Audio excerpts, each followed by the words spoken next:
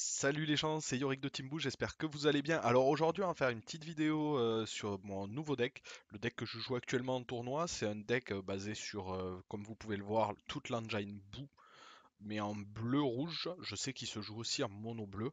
Voilà, moi je le joue en bleu-rouge avec un leader Goku, donc on va commencer par présenter le leader. Goku, le permanent, vous pouvez avoir que 6 énergies, c'est comme ça quand il est non éveillé et éveillé. Puis après derrière, activation principale, vous placez une carte de votre main dans votre dispersion. Vous pouvez rajouter les deux premiers points de vie en énergie. Il faut bien sûr que vous n'ayez pas posé d'énergie sur le tour et ça ne se fait qu'au tour 1. Voilà, ça permet d'accélérer un peu l'éveil. Voilà. Après, vous avez du coup quand vous l'éveillez, vous piochez deux cartes. Donc on va l'éveiller ensemble. Voilà. Alors une fois éveillé, voilà, permanente toujours les 6 énergies maximum. À la fin du tour, par contre, vous détapez 3 énergies, ce qui a un effet très très fort parce que ça vous permet de jouer full tap, enfin en engageant toutes vos énergies, et derrière de pouvoir faire votre défense comme bon vous semble, voilà. Donc du coup je trouve ça très très fort et quand il attaque, vous piochez une carte. On va commencer par l'engine Boo, on va commencer par les 4 petits bouts qui servent de temps en temps en énergie, d'autres fois pour piocher. Bon, ils servent pas à grand chose dans l'engine, mais la carte est forte, du coup on l'a rentrée parce que bon, ça reste un bout. Voilà. Donc après le premier bout, le Majin Buu, je sais plus les noms en français. Je vais essayer de vous les donner au fur et à mesure. Voilà, parce que j'ai les cartes juste devant, j'ai tout le deck. Alors le Majin Buu, donc Buu, les prémices de l'horreur. Alors son effet, c'est Union Absorbe pour 2 incolores. Vous placez une carte de combat sous le Majin Buu. Et vous allez chercher un Majin Buu, le rouge, celui-ci, qui vous permet après derrière d'aller chercher celui-ci. Donc on va lire les effets tous ensemble. Après il a un autre effet qui est très très sympa, ce Majin Buu, c'est que quand vous l'avez sous un autre bout, en fait, il donne barrière automatiquement au bout qu'il y a au-dessus. Donc à chaque fois que vous allez continuer à faire des unions absorbes avec vos bouts, tous les bouts qui vont passer au-dessus, eh bien, ils vont tous avoir la barrière, et qui est, comme on a vu depuis le début de la BT3, barrière est un effet très très fort. Donc après, du coup, vous avez celui-ci que tout le monde connaît, le Majin Buu. Alors c'est le réveil de... Voilà, Buu, le réveil du mal. Alors pour 5, 2 rouges obligatoires. Très très forte aussi, évolution 2 rouges sur un bout rouge, mais bon actuellement il n'y en a pas encore d'intéressant, donc on ne joue pas en évolution, on le joue vraiment avec l'union absorbe du précédent. Donc vous allez avoir du coup l'absorption et qui va vous permettre l'union absorbe, vous placez une carte n'importe laquelle dessous, encore toujours l'union absorbe, et vous allez pouvoir jouer le bout absorption terrifique. Lui, c'est juste une très très grosse carte.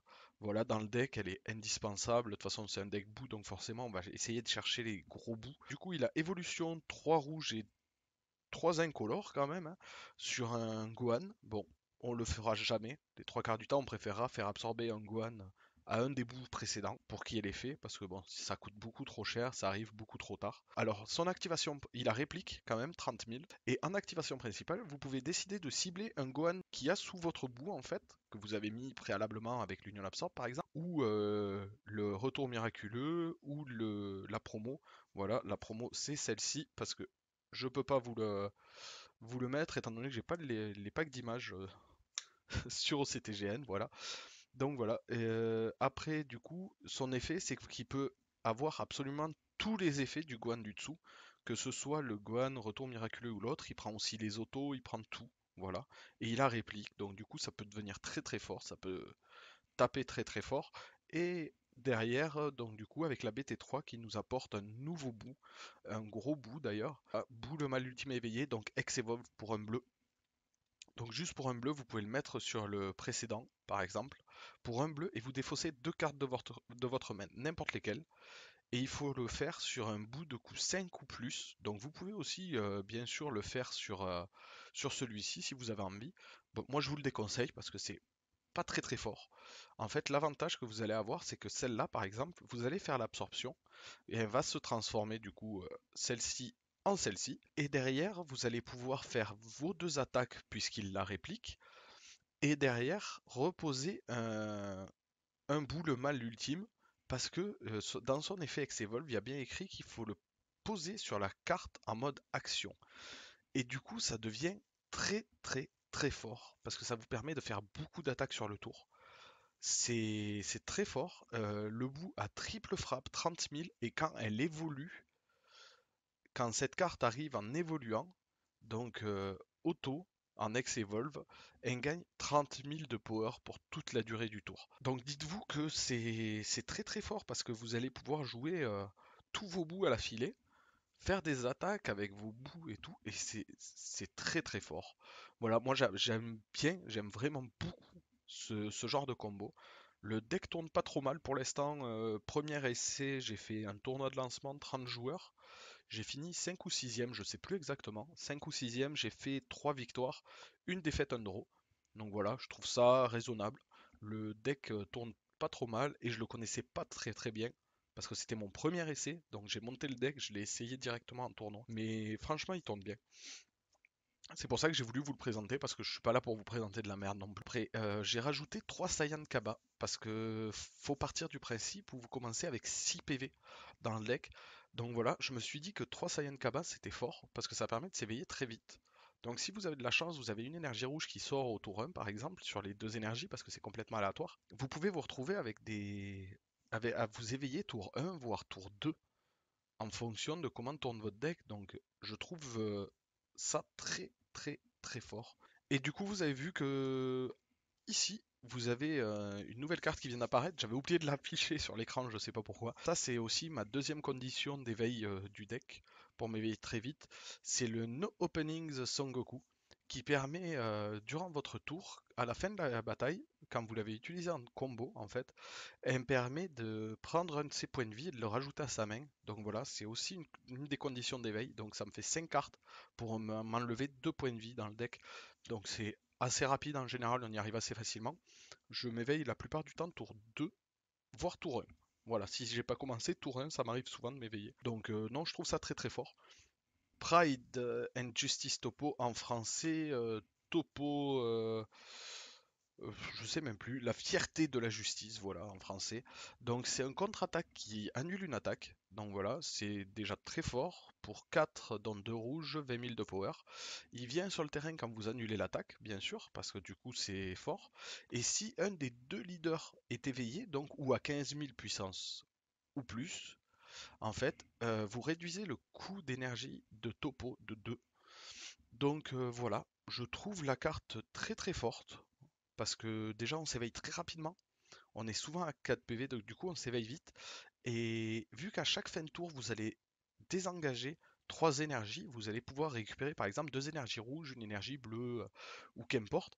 Et ça va vous permettre de faire le topo directement à votre tour pour vous défendre. Alors que c'est une carte de combat quand même à 20 000. Donc voilà, j'apprécie énormément cette carte. Elle est dans quasiment tous mes decks que je suis en train de tester actuellement. Voilà. Quand cette carte met KO une carte de combat adverse, en fait, elle va repartir en mode action. Donc c'est un peu l'effet du Jiren sans les boosts. Mais sauf que l'auto, c'est pas qu'une fois par tour. Donc par exemple, sur un deck Veggie qu'on appelle avec KB, Caulifla, Kale, si vous arrivez à gérer et à taper plusieurs fois, vous pouvez vider un terrain en fait rapidement avec une carte comme ça si vous avez la main adéquate pour pouvoir le développer. Je trouve ça très fort. Voilà. Donc du coup après on va partir sur Kaioshin de l'Ouest défiant Bou. Voilà, bon, donc une carte pour 2, dont 2 bleus, donc obligatoirement 2 bleus à payer. D'ailleurs, j'ai oublié de préciser sur Topo, vous avez les 2 rouges obligatoires à payer, ça réduit de 2, mais pas de 2 rouges. Donc faites pas l'erreur. Donc on repart sur le Kaioshin de l'Ouest. Alors Kaioshin de l'Ouest, c'est une carte pour 2 dont 2 bleus, barrière, pour 5, elle a que 5000 de power. Après on la joue surtout pour l'effet permanent, qui fait que vous pouvez utiliser cette carte comme une énergie. Donc ça va vous générer une énergie bleue quand vous en aurez besoin. Donc voilà, en général, moi j'aime bien, j'essaye de me la mettre tour 1, tour 2 quand j'y arrive. Je la pose sur le terrain, tour 2, et en fait elle sera utile parce qu'en fait ça va être votre énergie pour faire l'ex-evolve du du gros bout qui va s'occuper en fait de vraiment finish la partie. Moi j'aime bien cette carte, c'est pour ça que je l'ai mis 4 fois et pour l'instant j'en suis pas déçu. En général j'en pose une sur le terrain, celles qui viennent après elles partent en énergie. Ça me dérange pas ou je les absorbe sous un bout si j'ai besoin de vider une carte de ma main et que je sais pas quoi mettre. Une sur le terrain c'est suffisant, deux ça sert à rien. Voilà, donc bon je l'ai mis 4 fois mais on peut très bien la mettre 3 fois je pense, ce serait pas une tare non plus. Et on va attaquer le super combo. Alors le super combo, j'ai choisi Kibitokai. C'est un choix très très dur en fait dans ces decks-là. Que ce soit entre Kibitokai ou Piccolo. Parce qu'en fait, Kibitokai, il va avoir un problème.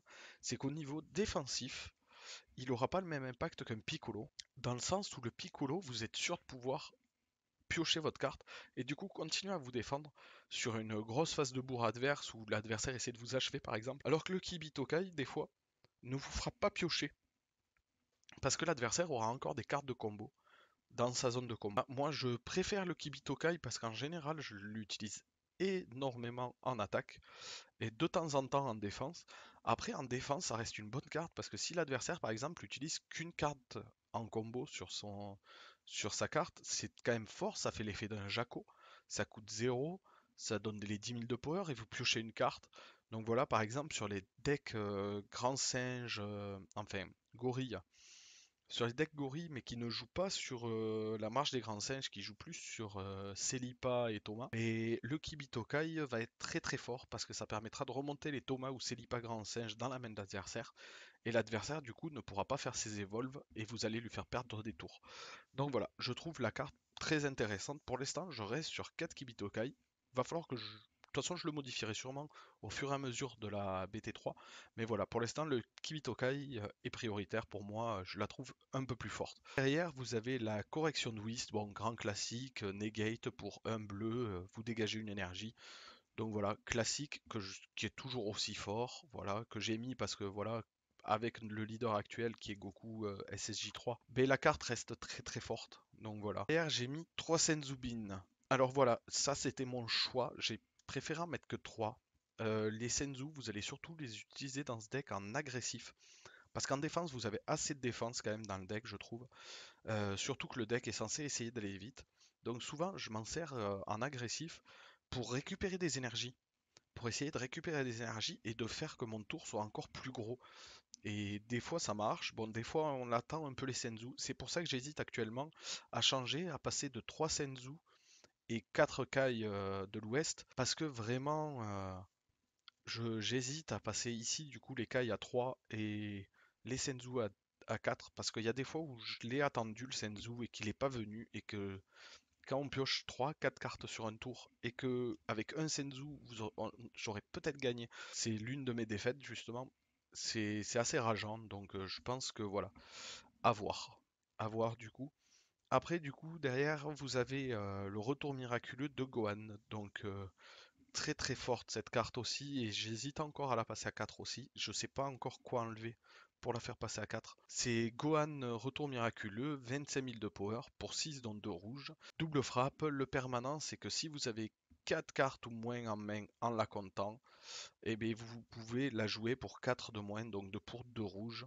Voilà, et quand cette carte met KO une carte de combat adverse, votre adversaire prend 2 points de vie. Couplé à un bout, c'est encore plus fort parce que le bout permet aussi de taper les cartes en mode action. Donc vous pouvez taper sur tout ce qui est les tutos. Donc tout ce qui est Goku, Zamasu, n'importe en fait, qui a 5000 de power et vous allez taper dessus à 30 000. Et du coup, l'adversaire prend souvent les blessures et ça va très très vite, ça permet de vraiment accélérer.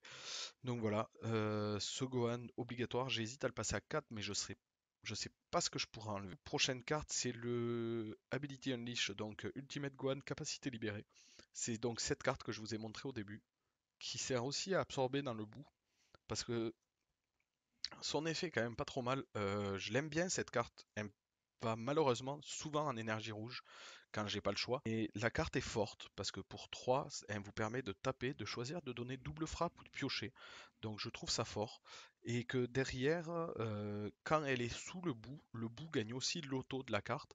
Donc vous allez pouvoir taper avec le bout du coup qui a la réplique. Vous allez taper une première fois, vous allez lui donner double frappe par exemple à votre bout. Vu que c'est pour toute la durée du tour, vous allez pouvoir retaper avec votre bout, il aura toujours double frappe et en plus il va gagner la pioche parce que vous pouvez décider de faire la pioche au lieu de la double frappe sur la deuxième attaque. Donc j'en ai mis 3. Je pense pas la passer à 4 celle-ci par contre. Elle restera sûrement à 3 parce que bon c'est un reste compliqué dans le style de jeu qui me prend déjà beaucoup d'énergie. Donc ça reste compliqué de trouver la place d'en me rajouter un. Donc après, la dernière carte du coup du deck, c'est donc ce petit Goku, le Goku du deck de démarrage GT. Voilà, vous l'avez 4 fois dans le deck de démarrage GT. C'est l'équivalent d'un super combo pour Grand Singe par exemple. Alors la carte elle coûte un incolore pour 10 000 de power. J'arrive pas à la voir pour la lumière. Attendez, je vais essayer de vous la voir à la lumière. Non, c'est pas terrible. Donc un incolore pour 10 000 de power.